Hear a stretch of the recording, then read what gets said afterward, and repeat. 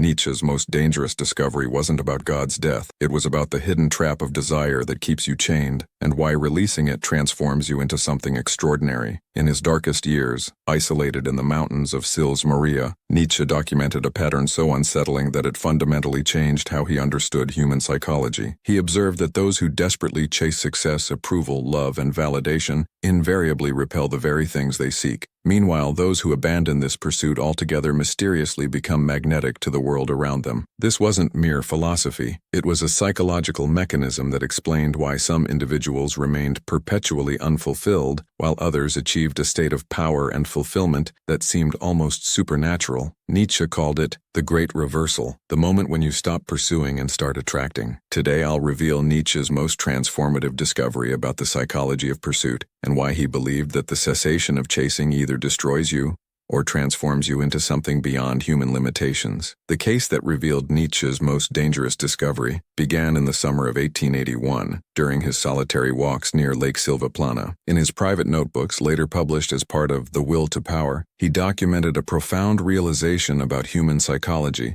that contradicted everything he had previously understood. Nietzsche had been observing the pattern of desire and fulfillment in his own life and in the lives of those around him. What he discovered was that the conventional understanding of achievement, that you must chase what you want with burning desire and desperate intensity, was not merely incorrect but psychologically devastating. In his notebooks he wrote, "The will that chases after its object becomes the very obstacle to its attainment. He who pursues with desperation becomes the source of his own perpetual disappointment." Nietzsche recognized that this wasn't simply bad luck or coincidence, but a psychological mechanism built into the very structure of desire itself. The insight came to him while observing a young artist in Turin who was desperately seeking recognition. The harder this man worked to impress critics and gain acclaim, the more his art became stilted, artificial, and ultimately rejectable. His neediness was palpable in every brushstroke. Yet another artist, who had abandoned the pursuit of acclaim and painted purely from her inner necessity, was attracting admiration without seeking it. Her detachment had paradoxically made her magnetic. Nietzsche wrote, "That which you seek with desperation will flee from you with equal force. Only when you no longer need its affirmation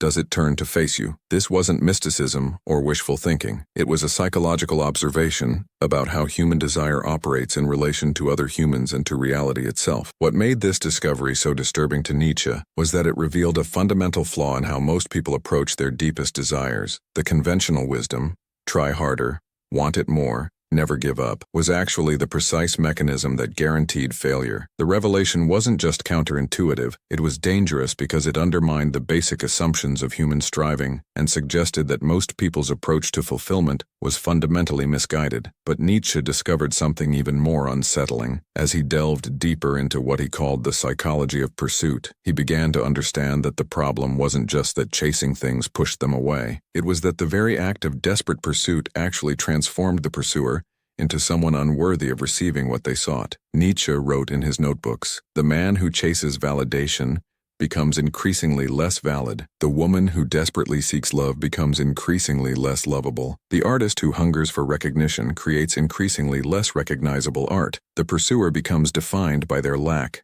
shaped by their neediness, and ultimately transformed into an embodiment of deficiency." This created what Nietzsche called the seeker's paradox. Those who seek most desperately are those least likely to find. This wasn't a spiritual principle but a psychological one. Desperation warps perception, distorts behavior, and repels the very object of desire. The harder you chase, the faster it runs. The tighter you grasp, the quicker it slips through your fingers. Modern psychology has confirmed what Nietzsche intuited. Research on romantic attraction shows that neediness is consistently rated as one of the most repulsive qualities in potential partners. Studies of professional success demonstrate that desperate job candidates are less likely to be hired than those who project confidence and detachment. Even research on friendship formation indicates that those desperately seeking social connection are precisely those least likely to form meaningful bonds. Nietzsche observed that this pattern manifested differently in different individuals, and he identified several distinct types in his notebooks. The recognition seeker. These individuals chase external validation,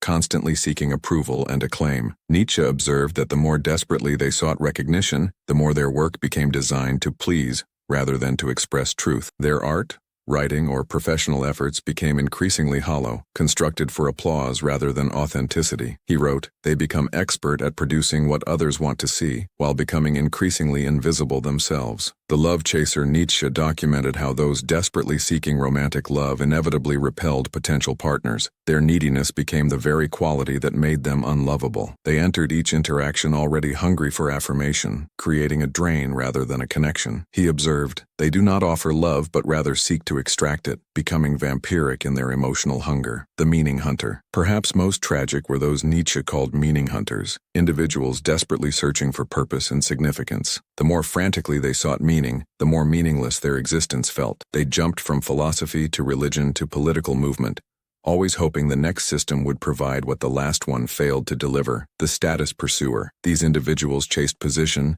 titles, and social standing with transparent desperation. Yet Nietzsche observed that true status was almost always accorded to those who seemed indifferent to it. He wrote, "The true aristocrat is not he who demands to be seen as one, but he who has forgotten that there is any other way to be." The power grasper. Perhaps most dangerous of all were those Nietzsche identified as power graspers. These individuals sought dominance and control with naked ambition, yet found that the more desperately they clutched at power, the more it eluded them. True power, Nietzsche observed, came to those who had mastered themselves rather than seeking to master others. He noted that he who cannot command himself will always remain a slave, even if he rules 1,000 nations. But what fascinated Nietzsche wasn't just the failure of these strategies. It was what happened when someone finally abandoned the chase altogether. Nietzsche documented cases of individuals who, after years of desperate pursuit, finally surrendered their seeking, not as a new strategy to get what they wanted, but as a genuine abandonment of the chase. What happened next seemed almost miraculous, but was in fact deeply psychological. The world that had been fleeing from them suddenly began to pursue them. The artist who stopped seeking recognition and simply created what necessity demanded of him found critics suddenly interested in his work. The woman who abandoned her pursuit of love and became complete within herself suddenly found herself the object of authentic attraction. The man who stopped chasing status and simply embodied his values found respect naturally flowing toward him. Nietzsche called this the great reversal,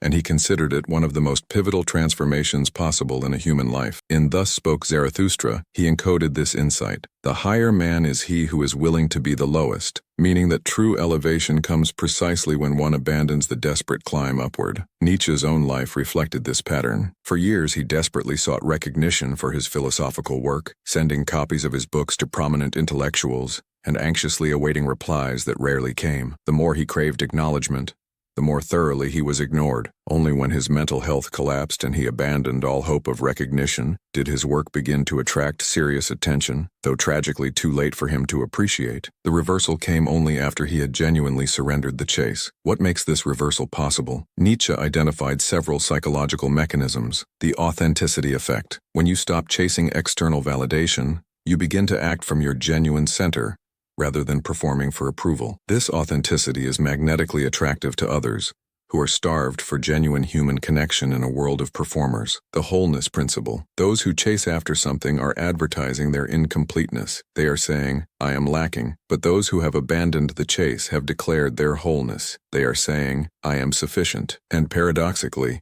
the world is drawn to sufficiency much more than to lack. The freedom factor. The person who needs nothing is free in a way that others are not. This freedom is both visible and enviable. While others are trapped in webs of neediness and validation seeking, the one who has abandoned the chase moves with a liberty that others instinctively want to be near. The self-valuation mechanism. Nietzsche observed that humans value what they believe others value. When you desperately pursue something, you signal that you don't have sufficient value for it to come to you naturally. When you stop pursuing, you signal that you have enough value to attract rather than chase. The creation principle. Those who have abandoned external validation don't stop creating. They simply create from internal necessity rather than external approval. And paradoxically, work created from genuine internal necessity often resonates more powerfully with others than work designed to please. The cases that Nietzsche documented were not isolated incidents but reflected a pattern he observed throughout history and across cultures. The Greek philosopher Diogenes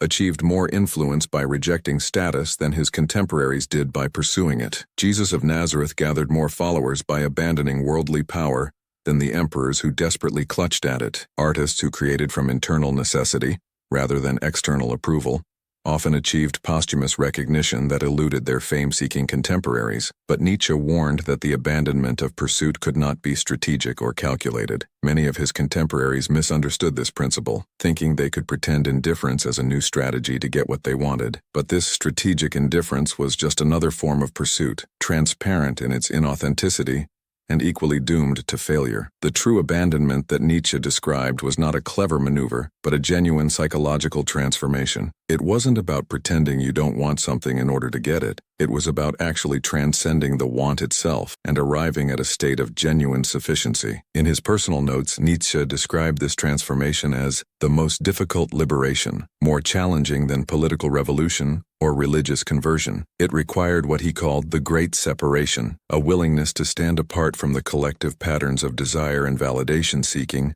that define most human lives. This separation was not about physical isolation, but psychological independence. It meant no longer deriving your sense of worth from the opinions of others or measuring your success against external standards. It meant creating your own values, rather than accepting those imposed from outside. The price of this liberation was high. Those who underwent it often experienced a period of profound disorientation that Nietzsche called the desert, a psychological space where all familiar landmarks of identity and worth had disappeared. Many retreated from this desert back into the comforting prison of external validation, preferring the security of known unhappiness to the terrifying freedom of self-determination. But those who crossed the desert emerged, transformed. They had not merely changed their strategies for getting what they wanted, they had fundamentally altered their relationship to wanting itself. They no longer experienced desire as a desperate lack that needed to be filled from outside, but as a creative force that expressed their essential nature. Nietzsche documented that this transformation typically happened only after someone had exhausted themselves in pursuit. Only when they had completely given up,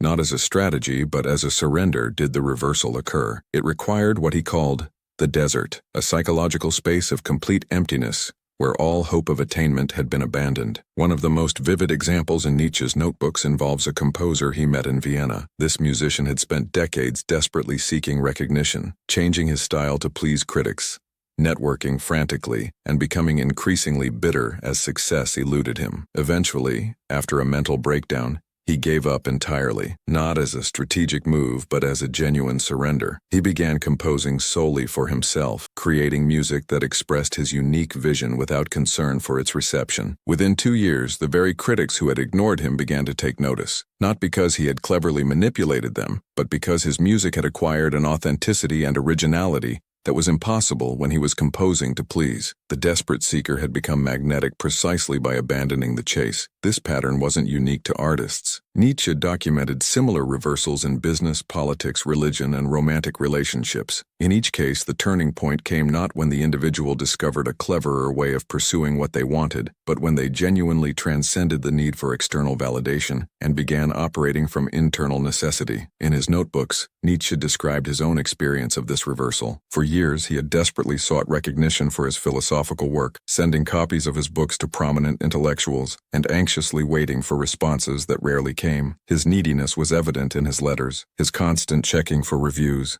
his bitter disappointment at being ignored. Then, following a profound psychological breakdown, he abandoned not only the pursuit of recognition, but the entire framework that made such recognition meaningful to him. He wrote not for others, but because the writing itself was necessary to his being. And mysteriously, just as his health was failing and he was losing his grip on sanity, the recognition he had sought began to arrive. Too late for him to fully appreciate, but precisely as his insight had predicted. This pattern wasn't unique to Nietzsche. He documented it in the lives of artists, philosophers, and ordinary individuals throughout history. Van Gogh sold almost nothing during his lifetime, painting from inner necessity rather than for sales, only to become one of the most valuable artists after death. Kierkegaard was ridiculed during his lifetime, writing for a future reader rather than contemporary acclaim, and eventually became recognized as one of philosophy's most important voices. But Nietzsche's most profound insight wasn't about posthumous recognition. It was about the psychological liberation that comes when one abandons the chase entirely. He called this state the great health, a condition where one's worth is no longer determined by external validation,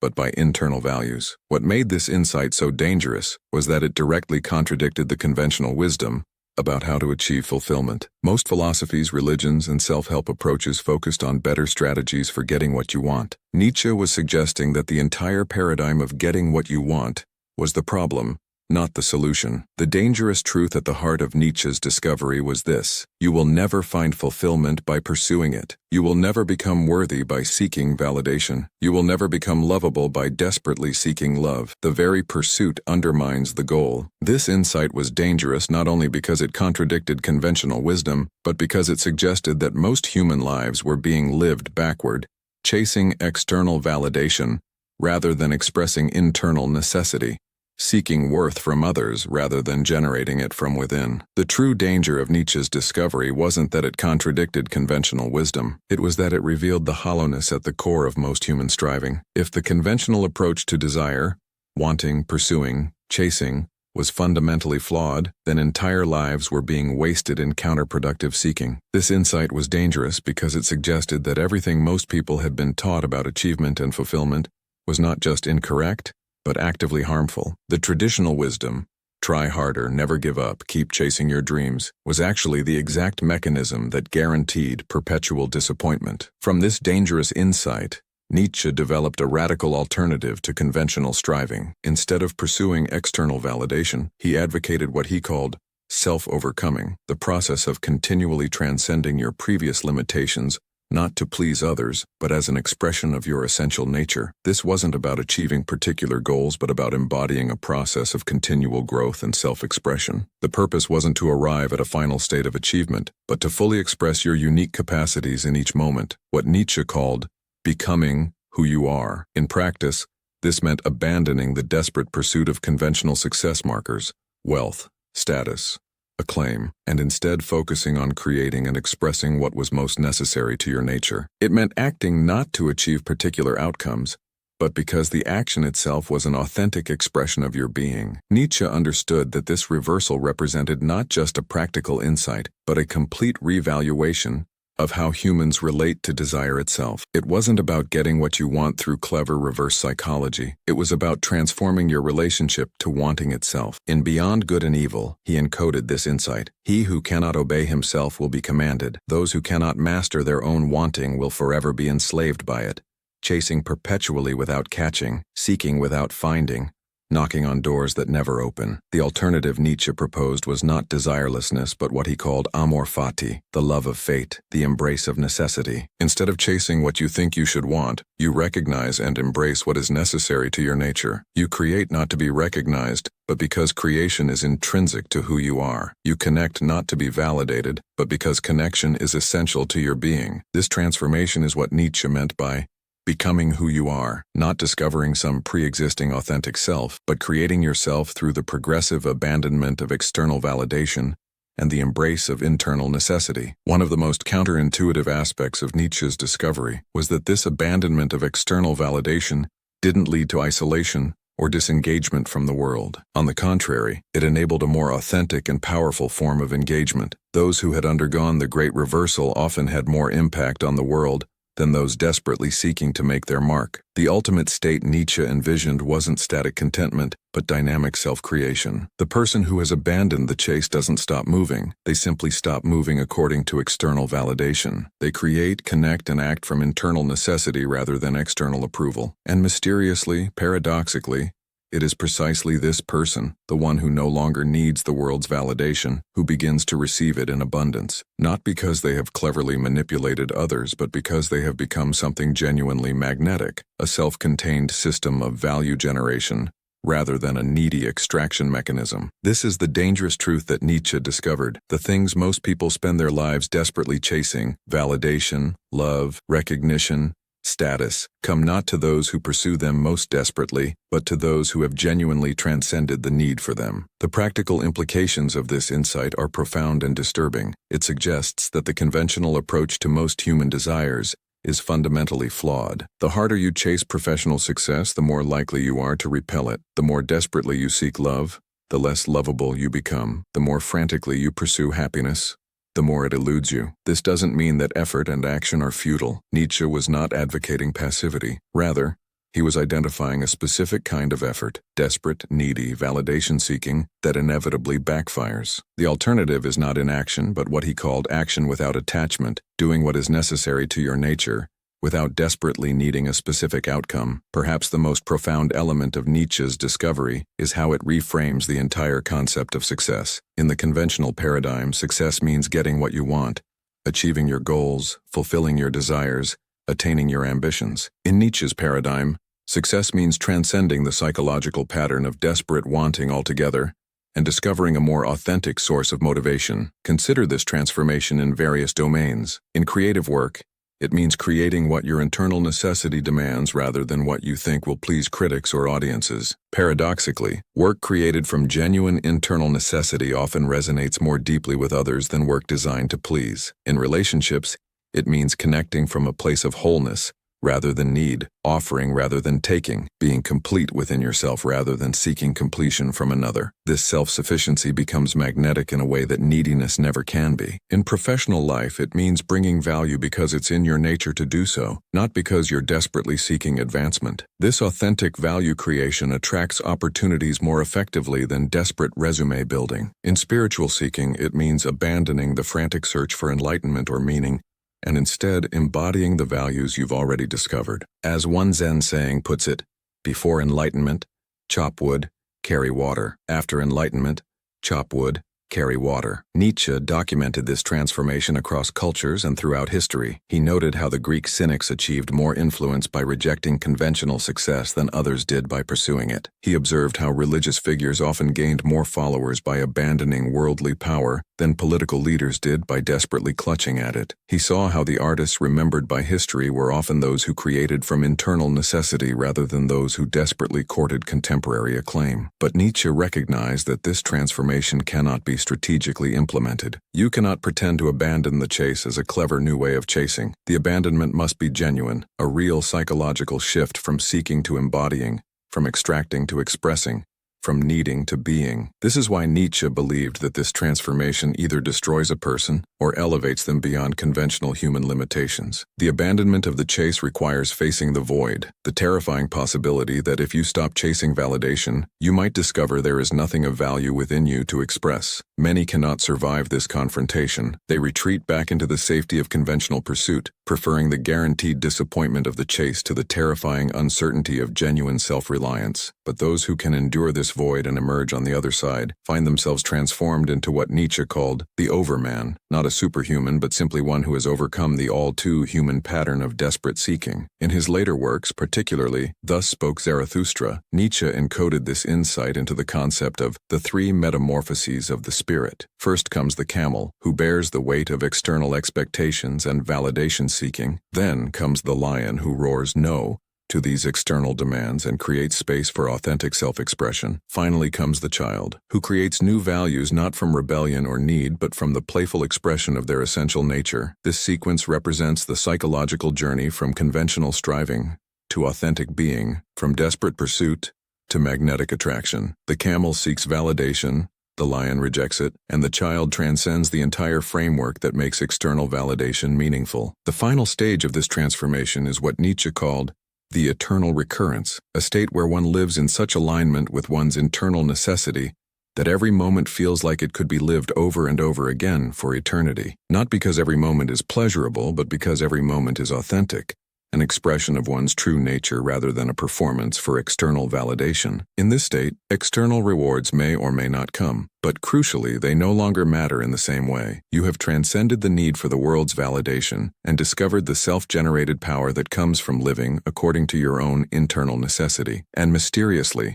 paradoxically, it is precisely when you arrive at this state, when you truly no longer need the world's validation, that the world often begins to validate you of its own accord, not because you have manipulated it into doing so, but because you have become something genuinely worthy of validation, a self-caused, self-contained system of value generation. Nietzsche observed this pattern repeatedly in his case studies. The composer in Vienna who abandoned his desperate pursuit of acclaim found critics suddenly interested in his work. The businessman who stopped chasing status and simply embodied excellence found respect naturally flowing toward him. The woman who ceased her frantic search for love and became complete within herself suddenly found herself the object of authentic attraction. This is Nietzsche's most dangerous discovery, that the things you chase most desperately will forever elude you, and only when you abandon the chase altogether might they begin, of their own accord, to chase you. But there's an important caveat to this insight. The reversal doesn't happen because you've cleverly manipulated the universe into giving you what you want. It happens because you've genuinely transformed into someone who no longer needs external validation to feel worthy. The world doesn't suddenly decide to reward your cleverness. It naturally gravitates toward your authenticity. Remember the artist in Turin that Nietzsche observed? Years later, after abandoning his desperate pursuit of recognition and creating solely from internal necessity, he found himself surrounded by the very critics who had previously ignored him, not because he had cleverly manipulated them, but because he had become something genuinely worth paying attention to, an authentic creator rather than a validation-seeking performer. As Nietzsche wrote in his final notebooks, the great reversal comes not when you have discovered a new strategy for getting what you want, but when you have transcended wanting itself and discovered the power of being what you are. This insight has profound implications for how we approach personal development and achievement. Most self-help approaches focus on better strategies for getting what you want, more effective techniques for achieving your goals, fulfilling your desires, and realizing your ambitions. Nietzsche's insight suggests that this entire paradigm is flawed at its foundation. The question is not how to get what you want, but how to transform your relationship to wanting itself. It's not about becoming a more effective seeker, but about transcending the psychological pattern of seeking altogether and discovering a more authentic source of motivation. This transformation is available to anyone willing to face the void of abandoning external validation. It isn't about pretending you don't want recognition, love, or success. It's about genuinely transcending the psychological pattern of chasing these things, and instead focusing on embodying what you value, expressing what is necessary to your nature, and creating from a place of internal sufficiency, rather than external need. The path to this transformation is not easy. It requires what Nietzsche called the courage for the forbidden, the willingness to question the fundamental assumptions about desire and fulfillment that underpin most human lives. It demands the strength to stand apart from collective patterns of validation seeking and discover your own authentic source of value. For many, this journey begins only after they have exhausted themselves in conventional pursuit. Only when the chase has led to frustration, disappointment, and despair do they become willing to question the paradigm itself. Only when external validation has repeatedly failed to provide lasting fulfillment do they begin to look inward for a more authentic source of worth. But some undertake this journey by choice rather than necessity. They recognize the hollowness of validation seeking before it has consumed their lives. They question the conventional wisdom about success and fulfillment before it has led them into cycles of desperation and disappointment. They choose the path of authentic self-expression, not because external validation has failed them, but because they intuitively sense a more powerful alternative. Nietzsche believed that this capacity for preemptive transformation, for questioning the fundamental assumptions of conventional striving before they have led to failure, was the mark of what he called the higher type. These were individuals who could see through the collective delusions about desire and fulfillment, not after bitter experience, but through sheer psychological perspicacity. Whether undertaken by choice or necessity, the journey from desperate pursuit to authentic being follows a similar pattern. First comes the recognition that conventional approaches to desire and fulfillment are fundamentally flawed. Then comes the terrifying void of abandoning external validation as a source of worth. Finally comes the discovery of a more authentic motivation, based not on what others value, but on what is necessary to your nature. This journey is what Nietzsche meant by his famous challenge, become who you are. Not discovering some pre-existing authentic self, but creating yourself through the progressive abandonment of external validation and the embrace of internal necessity. In the end, Nietzsche's dangerous discovery reveals both the trap in which most people spend their lives and the door through which they might escape. The trap is the belief that what you want most must be desperately pursued. The door is the realization that what you want most will come to you precisely when you no longer need it to complete you. The question is not whether you should stop chasing the things you desire. The question is whether you can develop the psychological strength to genuinely transcend the need for external validation and live from a place of self-generated value. This transformation is what Nietzsche meant by his famous challenge: become who you are. If you've ever felt that the harder you chase something, the further it seems to recede from your grasp, write in the comments, "I'm ready to stop chasing." Your journey of psychological liberation connects with others walking the same path. Subscribe for more insights into Nietzsche's discoveries about human psychology that transcend conventional understanding. If you're ready to explore more of Nietzsche's insights into psychological freedom, check out my video on the 3 transformations of the spirit, where I reveal the psychological stages Nietzsche believed were necessary to move from external validation to internal power, and the strategies for liberating yourself from the endless chase that keeps so many trapped in perpetual disappointment. Thank you for watching. I'll see you in the next dimension.